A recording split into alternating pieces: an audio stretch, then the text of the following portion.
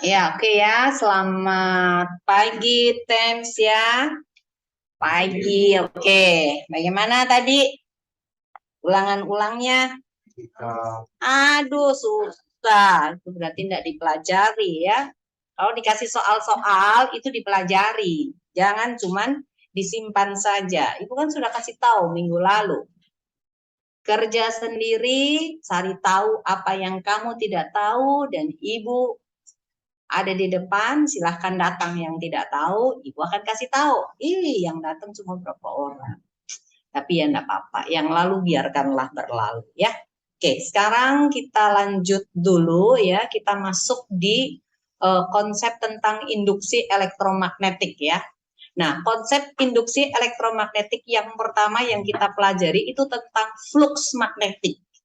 Apa itu flux magnetik ya? Ini adalah banyaknya garis-garis gaya magnet yang masuk ke dalam suatu luasan atau didefinisikan sebagai hasil kali antara komponen induksi magnetik yang tegak lurus terhadap bidang luas. Jadi seperti ini misalnya ini ada bidang berbentuk lingkaran. Luasnya itu pasti dalam meter persegi ya. Lalu ada induksi magnet yang masuk ke dalam bidang berbentuk lingkaran ini. Kalau lingkaran berarti luasnya sama dengan apa? Luas lingkaran, ini kan bentuknya lingkaran, ini kan udah dikasih tahu misalnya aja 2 meter persegi. Tetapi kalau misalnya kita tidak dikasih tahu berapa besar luasnya, maka kita menghitung luas daripada lingkaran itu kita menggunakan rumus apa? Pi R kuadrat ya. Jadi A-nya ini berarti sama dengan apa?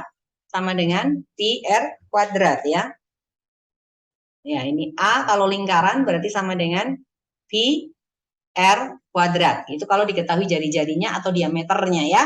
Nah, banyaknya garis-garis gaya yang masuk ke dalam bidang lingkaran ini, bidangnya tidak harus lingkaran, bisa juga nanti segitiga atau mungkin berbentuk segi 4 ya, yang beraturan atau yang tidak beraturan itu nggak ada masalah ya. Nah, induksi magnet kamu ingat, garis-garis gaya magnet itu dari arah kutub apa ke kutub apa? Dari kutub apa? Utara menuju ke selatan ya, ingat ya. Di utara itu keluar, selatan itu masuk. Nah, ini kalau ini bentuknya adalah segi 4. Ini banyaknya garis-garis gaya yang masuk, itu adalah berarti fluxnya. Jadi flux di sini dirumuskan sama dengan B dikalikan dengan A ya. B dikalikan A ini syaratnya apa? B-nya itu harus apa? Tegak lurus terhadap luas bidangnya ya. Nah, kalau misalnya B-nya itu tidak tegak lurus terhadap bidangnya, maka kita harus mencari proyeksi daripada B itu yang tegak lurus dengan bidangnya ya. Jadi kalau misalnya ya, misalnya ini ada bidangnya berbentuk seperti ini gitu. Ya. Nah, kemudian B-nya ini tidak tegak lurus nih ya, tidak tegak lurus tetapi membentuk sudut seperti ini ya. Membentuk sudut seperti ini, maka kita perlu mencari proyeksi daripada B ini yang tegak lurus persis terhadap ini ya. Jadi ini anggaplah ini meja gitu ya, ini mejanya, lalu ini membentuk sudut, maka kita harus mencari yang tegak lurus di sini. Nah, kalau misalnya sudut yang di sini ini adalah theta, ini theta ya, berarti ini adalah B-nya yang masuk, lalu ini adalah B yang tegak lurus ya. B yang tegak lurus berarti B tegak lurus ini hubungannya dengan theta apa? Sin atau cos? Terhadap B. Cos ya. Maka B tegak lurus ini sama saja dengan B dikalikan dengan cos theta. Kenapa? Karena B tegak lurus dibagi B sama dengan cos daripada theta. Maka rumus dari fluxnya ini berubah menjadi BA cos theta. Ya. Ya, seperti itu. Oke.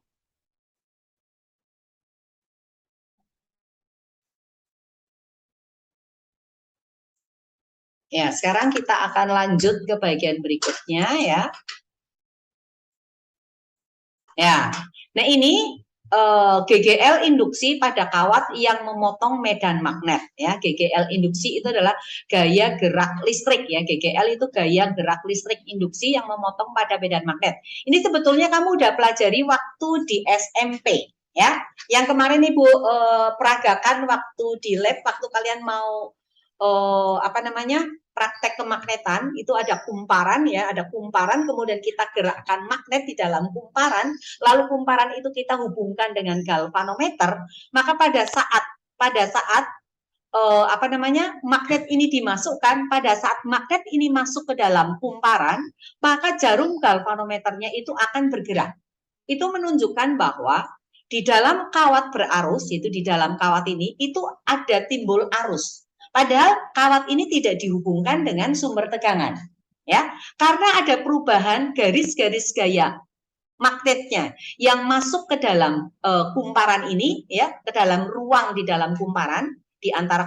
Jadi ini dililitan ya. Jadi ini ada rongga di dalam sini. Nah ini magnetnya masuk, pada saat kutub utara masuk, ternyata jarum galvanometernya itu bergerak ke kanan, menyimpan kanan. Itu berarti ada arus di sana ya. Kemudian pada saat selatan ini keluar, jadi setelah masuk didiamkan, lalu dia diam. Galvanometernya kembali ke titik tengah. Berarti pada saat magnet itu diam, itu tidak ada arus induksi yang ditimbulkan.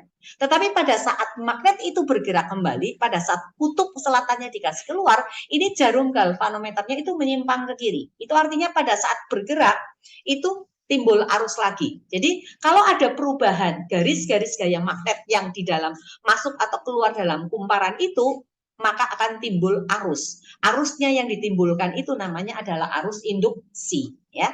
Terinduksi gitu kumparannya, menimbulkan arus induksi. Nah, dinamakan dengan GGL induksi. Jadi beda potensial pada titik P dan Q ini disebut dengan GGL induksi, gaya gerak listrik induksi, ya. Nanti kamu bisa coba ya. Bisa coba kalau kita ke lab lagi, nanti kita coba ya. Ada alatnya di lab ya, galvanometernya ada, kemudian kumparannya ada, ya. Lalu untuk menentukan kutub utara selatannya gimana caranya? Kamu ingat yang menggunakan kaidah tangan kanan ya di SMP itu harusnya ada. Jadi tergantung sumber arusnya atau arusnya di depan kumparan itu mengarah kemana. Kalau arusnya naik berarti kita lingkup seperti ini ya, ini naik, maka ibu jarinya itu menunjukkan kutub utara. Berarti yang di sini adalah kutub selatan. Kalau arusnya itu turun, nah sekarang kalau lihat dari sini nih, yang ini nih, ya, lihat yang di sini. Yang di depan ini naik atau turun? Di depan, ini bagian depan kan yang ini. Ini kan menyimpangnya ke kanan, ya. Berarti di sini naik, di belakang turun kan? Berarti seperti ini. Maka di sini utara, di sini selatan. Lalu untuk yang gambar C ini ya, gambar C, itu di belakang kan naik. Berarti di depan apa? Turun kan? Maka di sini utara, di sini selatan. Seperti itu aja. Ini untuk menentukan kutub utara selatannya ya, sama aja untuk menentukan arusnya. Kalau utara yang masuk berarti ini utara, ini berarti ada di utara, maka di depan naik, di belakang turun ya, seperti itu. Oke. Sekarang kita lihat lagi untuk yang berikutnya ya. Ya, ini untuk menentukan konsepnya ya, konsepnya dengan menggunakan kaidah tangan kanan lagi. Kemarin kita menggunakan kaidah tangan kanan itu apa? Nggak kelihatan gambarnya ya, bentar ya, Ibu Paul. Ya, Ibu ulang lagi yang tadi ya, yang kumparan ya, yang kumparan ini ya. Jadi gini, seperti ini. Ini depan kumparan, ini belakang kumparan. Yang di sebelah sini berarti belakangnya kalian ya. Jadi Ibu memperagakannya seperti kalian gitu. Nah, kalau di depan naik, berarti seperti ini. Maka di sini utara, ini selatan. Ya, kalau di bagian depan ini turun, berarti posisinya terbalik seperti ini. Kamu ikut balik tanganmu, ya, seperti ini. Ini turun nih, ya, ini turun. Pakai tangan kanan ya. Harus pakai ini supaya kamu enggak kalau enggak pakai bolpen setengah mati, ya. Kalau enggak pakai bolpen setengah mati. Ibu ikut tanganmu, ya, pakai tangan kanan. Kalau di depan arusnya naik, maka di sini adalah utara, yang ini berarti selatan. Kalau di depanmu ini turun, bagian depanmu itu depan. Mukamu gitu loh ya, turun berarti terbalik posisi tanganmu ya, seperti ini. Ya kalau ibu ya gini jadinya, seperti ini ya kalau terhadap ibu ya. Ya. Jadi yang di sininya turun nih. Di sini turun. Berarti ini utara, di sini selatan. Seperti itu, ya. Jadi kalau ibu posisi seperti ini. Ini berarti depan turun. Utara, selatan. Tapi kalau di sini naik, depan ini kumparannya naik, berarti ini naik ke atas, ini utara, ini selatan. Jadi kalau terhadap kamu, ini berarti naik nih, bagian depan. Ini utara, ini selatan. Kalau turun berarti posisi seperti ini. Turun berarti ini utara, ini selatan. Yang jelas, ibu jari itu menunjukkan arah utara. Oke? Nah, kaidah tangan kanan yang kita gunakan pertama itu kemarin apa? Menentukan arah induksi magnet kan. Kalau arus naik, titik ada di sebelah kanan, maka ini masuk, ini keluar. Kalau turun, berarti di sini masuk, di sini keluar kan. Lalu berikutnya lagi apa? Tangan kanan ini, Ibu lebih suka menggunakan seperti ini, ya, untuk menentukan arah gaya Lorentz. Ini adalah I, lalu ini B, lalu telapak tanganmu arah tamparannya kemana, itu adalah arah gaya Lorentz. Ya. Jadi kalau B-nya masuk bidang kertas, arus naik, Lorentz ke sini. Ya. B masuk, arus naik, Lorentz ke sini. Nah sekarang kaidah tangan kanan ini digunakan lagi untuk hal yang lain. Jadi ibu jarinya itu adalah menunjukkan arah V-nya, gerakannya kemana. Lalu 4 jari ini tetap menunjukkan arah B. Telapak tanganmu menghadap kemana, itu menunjukkan arah arus. Atau lebih mudahnya lagi, arah V itu selalu berlawanan dengan arah gaya Lorentz. Tapi kita ikut yang ini dulu ya. Jadi V ini adalah ibu jari, I-nya ini adalah naik. Ya. Nah sekarang B-nya terhadap ini ya.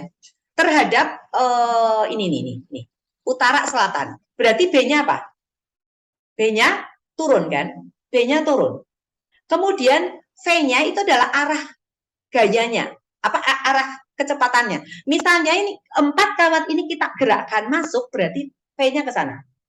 Ya, maka arah arusnya berarti arahnya ke sini. Jadi pada saat ini bergerak masuk, ya.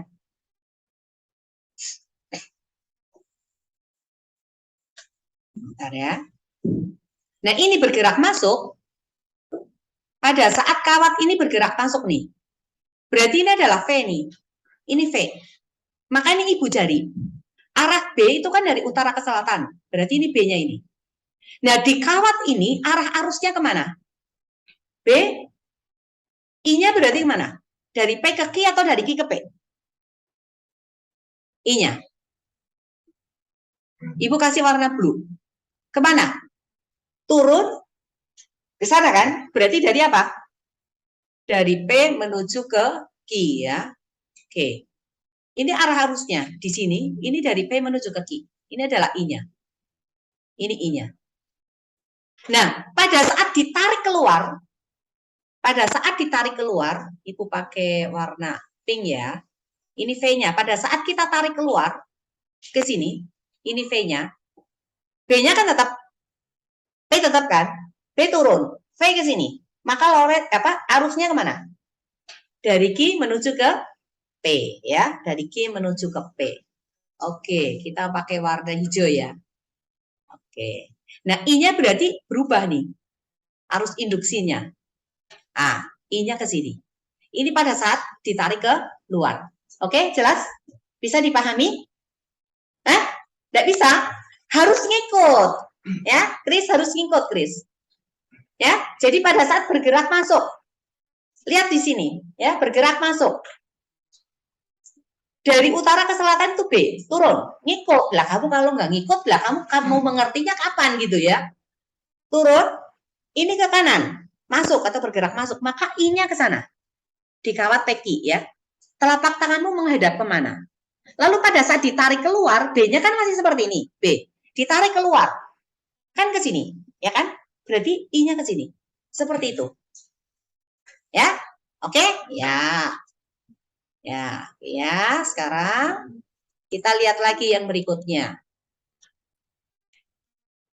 Rumusan GGL induksinya. Nah, ini kita tahu bahwa gaya Lorentz F-nya itu adalah ILB, ya.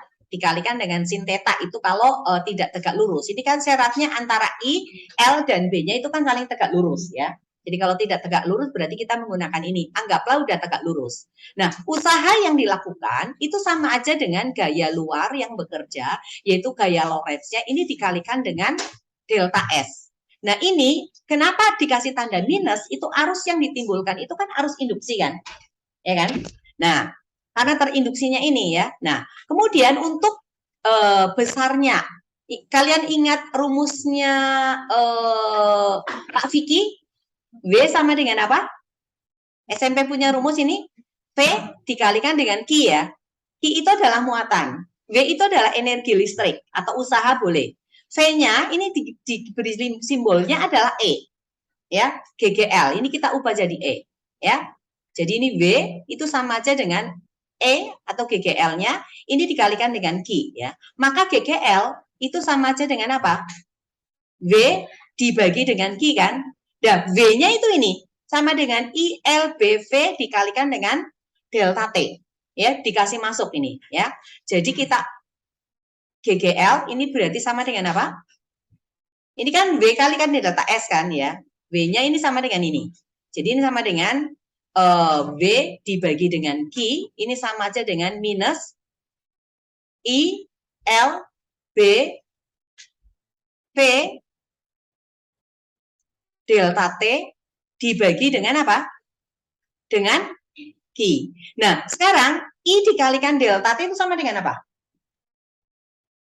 Kamu ingat rumus apa? Q sama dengan apa? Kit kan? I kali T kan? Berarti I di sini dikalikan dengan delta T kan sama dengan Q. Ya atau iya? Iya gitu ya. Berarti minus Q, L, B, V dibagi dengan Q kan? Q dengan Q hilang kan? Ya, maka rumus dari GGL berubahlah menjadi apa? L, B, V. Ya, L, B, V. L itu adalah panjangnya kawat ya.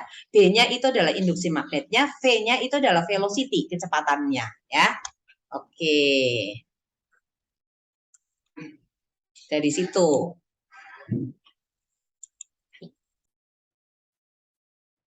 Nah, GGL induksi itu juga dirumuskan sama dengan D flux per dt.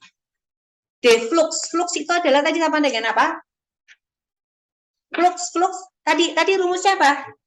dA cos theta. Oke ya, ingat ya. Tadi flux itu sama aja dengan BA dikalikan dengan cos daripada theta ya.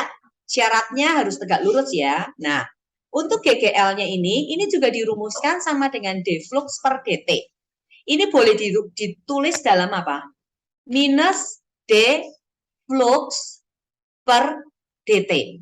Ini digunakan kalau dalam bentuk persamaan. D per dt itu apa? Ada yang tahu matematika D per dt itu apa? Integral atau turunan? Turunan, ya. Jadi karena fluxnya itu sama dengan BA cos atau delta, ya ini delta juga boleh. Kalau delta itu sama aja dengan perubahan ya. Berarti delta flux ya, D flux, delta flux itu sama aja dengan apa? Flux 2 dikurangi flux 1 atau akhir kurang awal. Nah, berhubung fluxnya itu sama dengan BA cos, kan bisa juga B-nya yang berubah, bisa A-nya yang berubah, bisa juga cos-nya yang berubah kan? Ya, atau tetanya. Berarti boleh juga dalam DB. Kalau DB itu berarti apa? B2 dikurangi dengan B1. Bisa enggak A-nya yang berubah? Luas penampangnya berarti bisa juga dalam delta A. Kalau delta A berarti sama dengan apa? A2 dikurangi dengan A1. Lalu boleh enggak tetanya yang berubah? D cosnya yang berubah boleh enggak? Boleh ya. D cos theta. Berarti sama dengan apa? Cos theta 2 dikurangi dengan apa? Cos theta 1.